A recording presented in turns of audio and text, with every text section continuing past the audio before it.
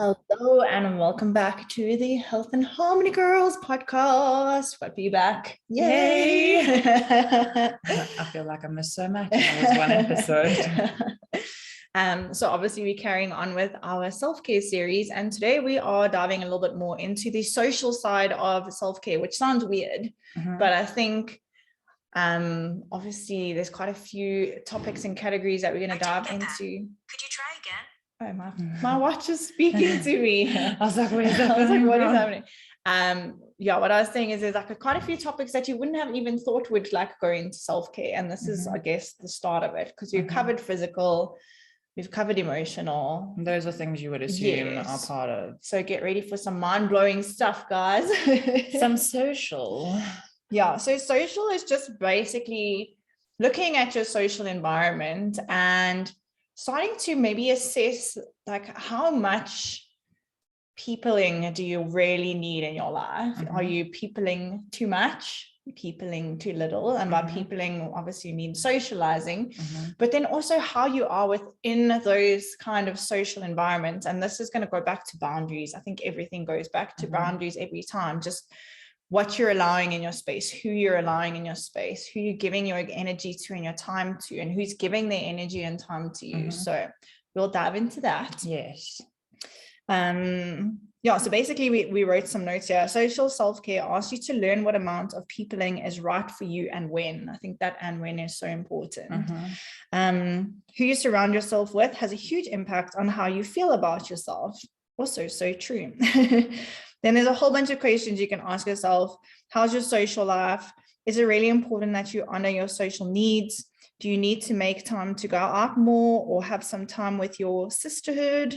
Are you ready to try to get out there and date for all your single ladies? Oh, the single people. And do you find yourself committing to social situations when you really don't want to? Yes. So we're going to go through some topics of social self-care that you can learn a little bit more about and assess your life. I think it's good to always think about what we're saying in regards to your life and think maybe I need to do more of that or less of that. And I think the social self-care is something that you don't necessarily think about. And like you were saying with the when, I think the when is so important because there are different social environments that are good for you at different times. And you need to know when you are committing yourself to something that you probably don't want to do, or when you are cheating yourself out of something that you probably need. So yeah, let's dive in. Dive right in. Got frogs in my throat today. Okay, so the first topic is boundaries and personal space. Now, we speak about boundaries all the time, and I will try my best to remember to link the episode we did on boundaries. I think it was one of our top episodes. Yes. So this is basically enforcing limits and boundaries with people in your life in different categories and different aspects of your life. So whether it's the amount of time, the time of day, what else? I'm trying to think of like boundary examples. I feel like with regard to social, a lot of boundary examples can also relate to like whether or not you're comfortable to go to a certain place or be around certain people. So, I mean, you may be meeting with a group of friends where you like 2 people, but you don't really feel comfortable around the other 8 people. Like, are you going to put yourself into that position, or would you rather say to that friend, like, I really do want to hang out, but I'd rather just hang out the 3 of us, instead of putting yourself in that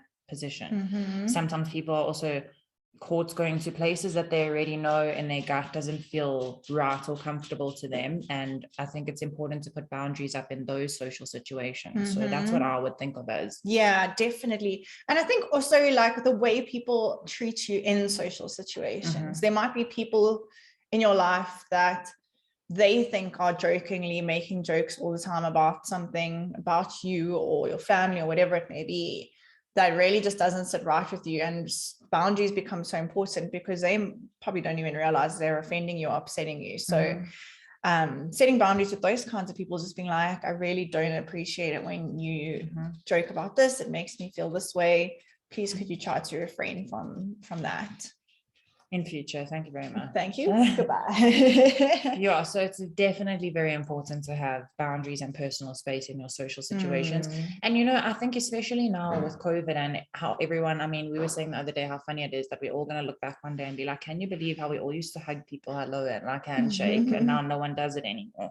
You have to be able to have that personal space even when you are out in a social situation. Like, know what's comfortable for you and just put up those boundaries. And I mean, I know a lot of our listeners are women, to put up those boundaries also and not feel afraid if someone is like hitting on you or someone has walked past. And like, I watched a video yesterday, a guy walked past a girl and like smacked her on the ass and she literally punched him in the face.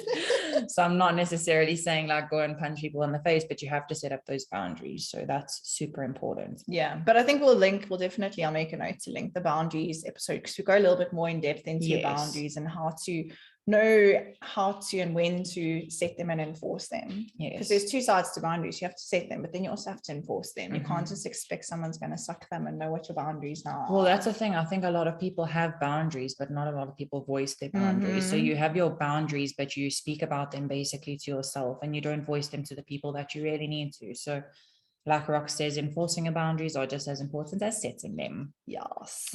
Then the next topic is morals and ethics. So I think this also, once again, ties in with boundaries. But if you are going to be in a social situation, you always have to make sure that you are doing things that fit in with your morals, fit in with your ethics. You're not feeling peer pressured or pushed by other people to do things that would not usually align with what you are about or who you really strive to be. So like I said, I think it connects with boundaries. You have to be able to voice it. Yeah, I think this type of self-care is it takes so much courage to start like living by these kinds of things, because with morals and ethics as well, and I see this so often with my clients that are coached, they'll end up kicking people out of their lives because for so long they've allowed these people in their lives that have toxic traits or toxic behaviors or toxic whatever, and just being like, well, it's fine, they're my mates, I'll let it slide. And then coming to this realization that, you know what, I actually do not want to be around these people. I don't want them in my lives. They don't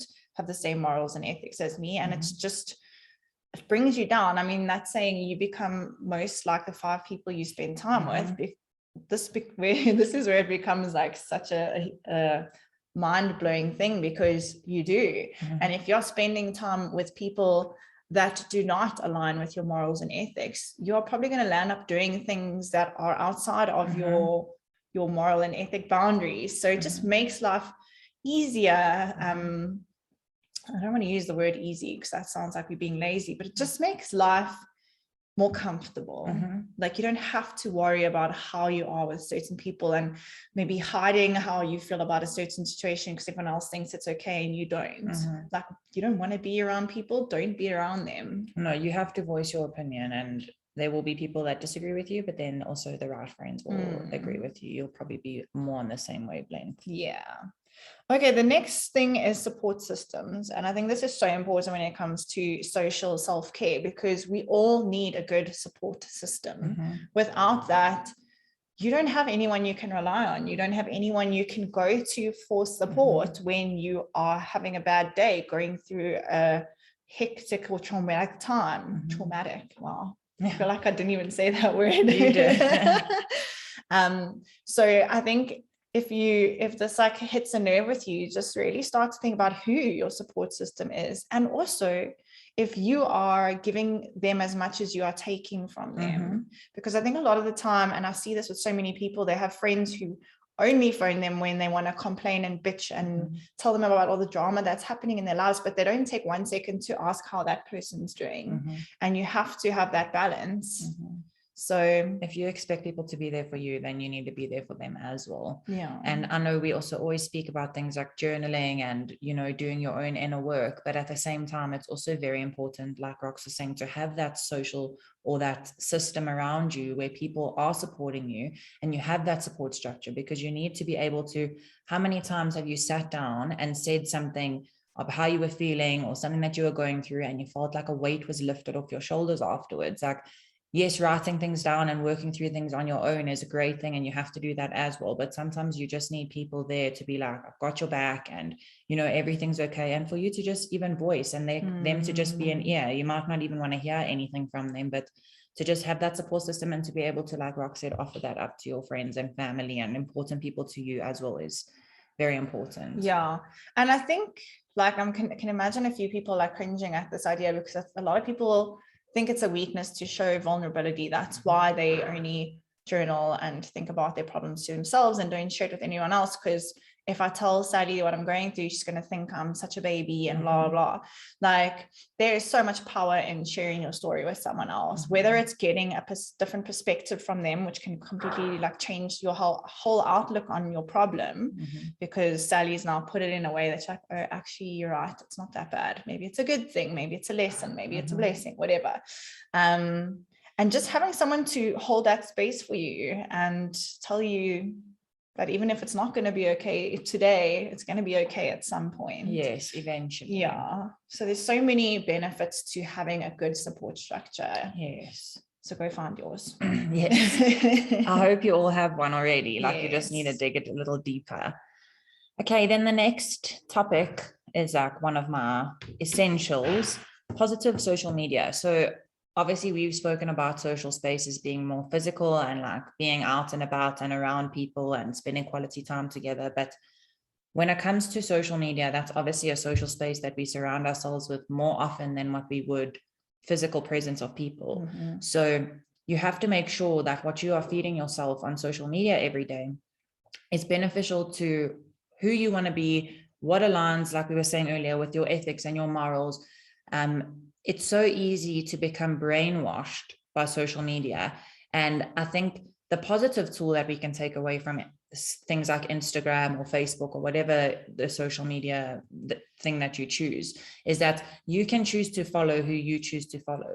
So if Instagram was just Instagram and everyone's shit was all over there and you couldn't really pick and choose, we'd be lost. So you choose who you follow. And at the end of the day, you're choosing what you're putting in your brain. So you may not think that it's affecting you, but I promise you now, it 100% is. You spend so much time on your cell phone scrolling through social media aimlessly, but all of that stuff is getting packaged into your mind or into your brain, whatever you want to call it. And if you're not following things that are in line with where you want to be in your life, it is going to hinder your progress. Like I know for a fact, I've unfollowed people all the time. Like I sometimes will have people pop up on my Instagram and I'm like, I can't even remember that I used to follow an account like this. And then I would unfollow it. Anything that makes me feel lesser, anything that makes me feel like I need to compare myself, anything that makes me feel like a bad person or that I'm not doing enough or that I'm not enough, those accounts are all unfollowed. Follow things like with Roxanne, her coaching business. Like obviously she follows a lot of coaching and more the spiritual side of things. And you want to follow people that are in line with what you're doing. If I was just going to go and follow all the negative news in the world, it would never align with me anyway, because I mean we don't even watch or listen to the news. So you get what I'm saying about social media, but it's so important what you feed yourself. I think it's just so important to remember that law of attraction, like what you focus on grows. And if your social media is filled with people who you are comparing yourself to, making you feel like you're never good enough, or people who are negative, always making you feel like everyone's negative around you, or even like following news accounts and stuff, just seeing like miserable stuff all day, you're focusing on that. Because I can tell you now, you're probably spending between an hour to probably like 6 hours on social media every day. So that's a lot of time in your day to be focusing on a screen that is putting stuff into your head. So I think we've spoken about the digital detox and social media detox, two different things, but both of them are great. The social media detox, I think, is such an important thing. And like you said, you unfollow people all the time. I'm actually in a place now where even if it's someone that I know from like back in the day, if they post something negative or something that does not align with me, I unfollow them straight away. I don't give a shit. I'm like, I do not need to see that kind of stuff in my life. So if I don't need to see it, it's as easy as clicking unfollow. Like we don't have that beautiful advantage with real people, you know. I wish. So imagine why not so live your fantasies out on social media? Imagine it was so easy. But also I think it's super important to note that a lot of people think that they feel guilty or feel bad for unfollowing someone because they haven't done anything wrong to them. But if something is not feeding you positively on social media and you're looking at posts and they're making you feel negative or making you feel bad emotions, unfollow that person. That person is not going to be offended with you. They're literally not even going to know that you unfollowed them. I promise you right now. But hanging on to following someone because like, what if they get mad at me, is really not going to benefit you, where unfollowing something that's negative is going to benefit you and you're going to be able to work towards who you want to be. Exactly. So. And you can mute people on Instagram now, so you don't even have to unfollow them. You just mute them and you can choose whether it's in your feed, on their stories, or both. So that's an easy way to get around feeling bad. Yes. Sick. Okay, the next one, and this is so important when it comes to anything social, is effective communication. I mean, I think communication can make or break any relationship or any social environment. I'm sure we've spoken about this at length, but if you do not communicate how you feel or your beliefs or whatever it may be with your social family, you cannot get upset when they come at you from a different angle and don't know the full story. Like, you have to be able to make sure that everyone knows exactly what the situation is, whatever the situation may be, even if you're having a good time. Communication is just so essential. Like, how many times do you get upset with someone because they do something in particular, but you never tell them that upsets you? How are they supposed to know? And every time you see them, you resent them more and more, but you haven't communicated to them that it's irritating you or upsetting you or whatever it may be. And I think also, I just look at the word effective communication and I'm like, communicating is one thing, but effectively communicating with people that are around you all the time is very important. And knowing those relationships, knowing those friendships, knowing what effective communication is with that specific person, where you could have a person where they listen best when you go for dinner and you sit down and you have a conversation over dinner. Or you may have someone who hates that type of communication and would rather go do something else, or would rather write a letter, or whatever your form of effective communication is with a person or with a relationship. You should be able to do it both ways. You need to communicate with them and they need to communicate with you, but you need to find an effective form of communication that works for both of you in your friendship or relationship. Your ship. I love that you say that, actually, because I'm thinking, like, hubby has some friends who, like, in a talking to each other situation, they don't really listen. They're like people that aren't very present. They're always worried about something else. But communicating via WhatsApp, that person's forced to read the message before they can reply. So that just came to me now. I'm going to tell hubby. No, and everyone listens differently. Like, for instance, in my relationship, if I am feeling like I need to have communication from Ryan knows I like to sit down and I like to talk. Where if Ryan wants to communicate something, sometimes he likes to write. Like, he likes to write things down. So I mean, you can't get upset with someone for the way that they communicate, as long as it's effective communication in your relationship or in your friendship, your ship, then that's all that matters. Yeah. And I also think with effective communication, and also so important to recognize how you are communicating with someone, in terms of, are you coming at them with anger or attacking kind of stance, or are you coming at them with a neutral stance? Because if you're coming at someone in this angry, like, attack or even defense mode, you're already setting that communication up for failure, because that person's going to react because you're reacting, and it's just going to become like this wildfire that goes out of control. So it is hard, and it takes a lot of self-awareness and a lot of practice. But if you can just do this as an exercise the next time you're in like a conflicted situation, a fiery situation, go in and come at from a neutral stance. Just be like, hey girl, I just want to talk to you about what went down the other day. I'm trying to think of a situation, because I'm never in these situations. I never get into these situations. I forgot what it's like. I think the most important thing in a situation where you are talking to someone about something that happened is not to put the blame on them. Just be like, this is how I see what happened. This is what I heard you say. Please tell me if I interpreted it correctly, because that weighs out any form of miscommunication that can happen. Yes. And I promise you now, every time you do that, you will resolve it in such a better way than if you go to like, I can't believe you said this to me the other day. I think it's disgusting that you, and then you just go down a rabbit hole of horrible. And it's true. Like, I always find approaching a situation and explaining to somebody how something made me feel.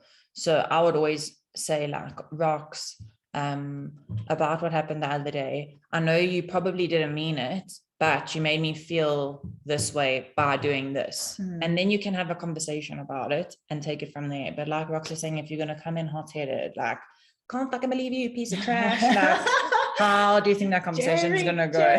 Jerry. I missed that show, actually. Ram won't let me watch it. It's like the only show he won't watch with me. Yeah, it's like all the old episodes, like Judge Judy. It's like the 1994 episodes. Ricky Lake as well. Back in the good old days. Best. Okay, the next one. The next thing is connection and intimacy. So super important also, taking that self-care aspect with your social is the connection and intimacy. So it's also important to remember that intimacy is more than just sex. Like intimacy can be going on dates with your partner. Intimacy can also be being intimate in your relationship with your friends. Like, are you going on like small little things together? Are you sharing secrets? Are you sitting down and talking to each other? Like, what is your form of intimacy? You have to have a form of intimacy with your partner other than obviously physical consummating. So it's very important to make sure that, once again, you're not crossing over boundaries on either your side or your partner's side or your friend's side, whatever the situationship is. It's important to nourish your intimacy. It's an important part of all of us to have that.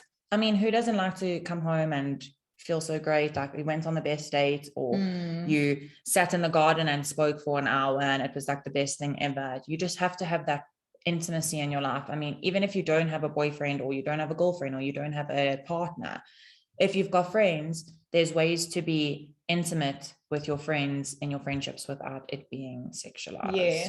And I think it's so important. I mean, start to think about the relationships that you have in your life. Like, the quality of a relationship really just boils down to how much you're willing to be intimate and form a connection with that person. So you can have friends, and I know I'm guilty of this growing up, where you literally know fuck all about them, because when you're together, you drink and you just talk about like stupid shit. You never really get to know that person deep down to their core. Like, yes, you know what their job is and what their favorite color and food is, but it doesn't really go deeper than that. And those are the relationships that I can promise you now, you're not going to go to them if someone in your life passes away and you need a shoulder to cry on, or if you lose your job and you just need a shoulder to cry on. Like, so you can really influence the deepness of the bond that you have with the people in your life by really making an effort to connect with them and to be more intimate with them. And it's only going to make your relationship stronger, and they'll stand the test of time. Yeah, I was like, oh, that was a great one. And then, I mean, the next topic is time together. And I think this bonds so nicely with the last one, because you are only going to be able to build relationships and connect and deepen your relationship with people if you actually make an effort to spend time together. And I know we're all guilty of getting busy and like having our priorities elsewhere, but you need to just take a step back every now and then, think about the people that you really do have so much love for in your life, and be like, am I making enough effort and spending enough time with this person? Like, can I be putting in more time and effort into this relationship, even if it's not being with them physically? And I don't mean like if you're not watching, like being with them, but like have a phone, like phone them, see how they're doing, just catch up, or like send them a little gift if you want, like whatever it is, just to make that person know that you still care for them, you still appreciate them in your lives, and you'd like to see them soon. Thank you. I think like you said, it's so important to spend time with people that you want to build relationships with. And I love that you said that it doesn't have to be meeting up with people. Like, we know how everyone is now, we know how COVID is, it's been really rough for everyone the last few years, but you can spend time together over FaceTime, you can spend time together over a phone call, you can spend time together over voice notes for half an hour, like, and a cup of tea, whatever your situation is. Spend time with the people that mean the most to you, because if you don't work on those relationships or work to deepen those relationships, you will end up having really surface level friendships like all around you, and they will probably fade away. And it's also super important. I mean, it depends on, once again, what your morals and ethics are, but me personally, I find it super important to spend time with family, and there's no way in saying I don't have the time. Like, we have a certain day every week where my family comes for dinner, and that's the time where we see my parents and my brother. And then we also see Ryan's family every week. Like, it's super important for us to make sure that we're seeing our family. So family relationships, friendship relationships, and your actual relationships, you have to make time for all of them. And no one's saying go block out one day every week for each of those. Like, you won't have any time for yourself. But I mean, even if you can only see one of your friends once a month, like one of your friends live further away, you can see them once every 6 months. As long as you're making time to spend time with the people that mean something to you, that's what matters. Yeah. And made me think about, I don't know who said this, but they were saying, instead of saying I don't have time to do this, say it's not a priority in my life right now to do this. And it completely changes like the perspective on the whole situation. Like, you're going to feel like a lot bigger of a dick if you say like it's not my priority right now to spend time with Sally. So yeah, that's a good little hack. But I think, like you're saying, it's just make the efforts. Like, I know so many people who just never reply to WhatsApp messages, and then they're like, sorry, I've been so busy with work, blah blah, bullshit, all excuses, because it honestly takes 30 seconds to reply to a message. Even if you just reply to say, I'm so sorry, I'm really busy right now, but I will catch up with you at the end of the week or at the end of the month, whatever fucking crazy busy you think your life is, even though you can go home and watch Netflix for 3 hours. Just like letting that person know why you are ghosting them. Let me know why you're ghosting me. Thank you very much.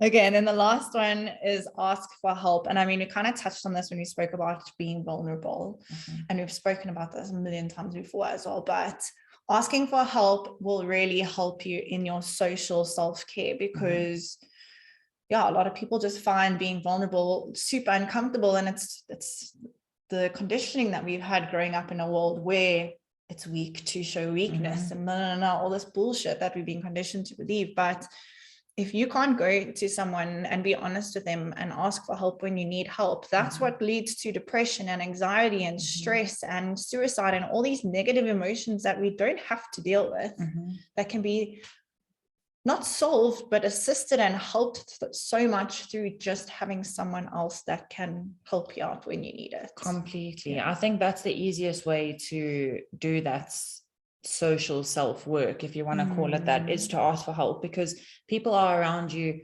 to help you. And think about, if anyone's ever come and asked you for help, how many times have you said no?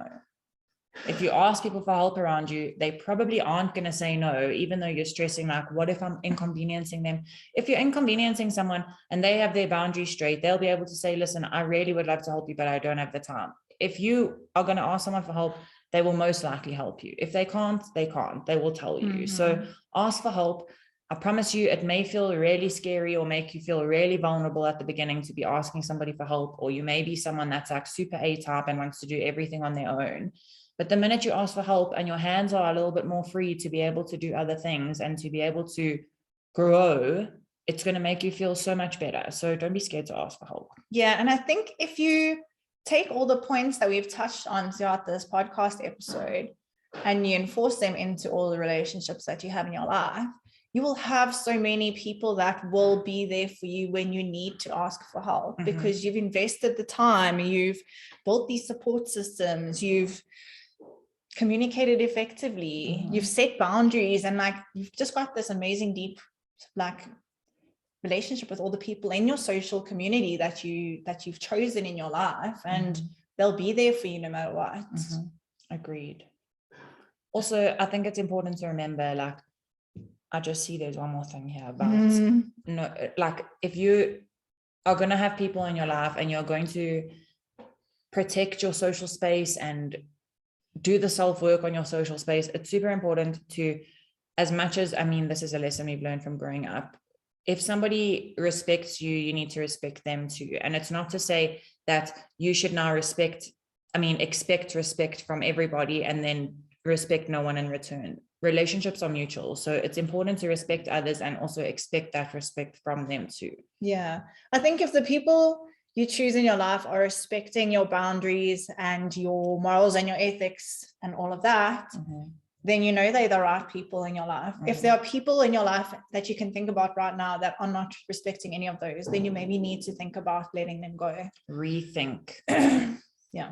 Rethink your situation. I feel like we've given you a lot of homework, guys. Yes, we actually did today. We did give you a lot of things to work on. We'll be marking next week. You can email your tests. Oh, that was a great little chat about social. Yeah, I think it's interesting. Like we said, like the next few topics we're going to cover are going to be super interesting because they're not something you would generally put into self-care. But we really hope you to take away some like really life-changing points from this and start to like put them into play and put them into action, because it can only make your life better. Completely. And I mean, it sounds like social and self-care sounds so weird because we associate self-care with like ourselves and a selfish kind of act, but it's so much deeper than that. You don't realize how much self-care you need to put into like every aspect of your life, and social is a big one. So I'm glad we spoke about it today, because it really isn't something that a lot of people would think about. And like we always say, and we said again today, boundaries. We will like try and link the episode, but boundaries are so important. And I think that goes through every topic that we're going to speak about with the self-care. Yeah. So. And I think I'm really keen to do a 30-day self-care challenge. Yes. Which maybe we can do like November or something. Yes, let's do it before December. So yeah, if you guys want to get information on that, you can just join our mailing list. I think the link's in our bio on Instagram. We'll send it out there. But yeah, I think it's going to be an exciting little challenge. Just a little something daily to work on your self-care. And we'll make sure it's in all these different aspects that we cover. Yeah. We may even be able to do like 1 week per aspect, but anyway, we'll delve into it. That's through December. Don't worry, we'll make it work. I'll sort it out in my brain. Don't listen to what I just said. Unless you want to do an 8-week delete. Yeah, unless you want to do an 8-week self-care challenge. Listen, your self-care will be in prime condition after 8 weeks, but it should be every day, all day for the rest of your life anyway. Let's start minimal. Yeah. Anyway, thank you guys for listening. We love you lots.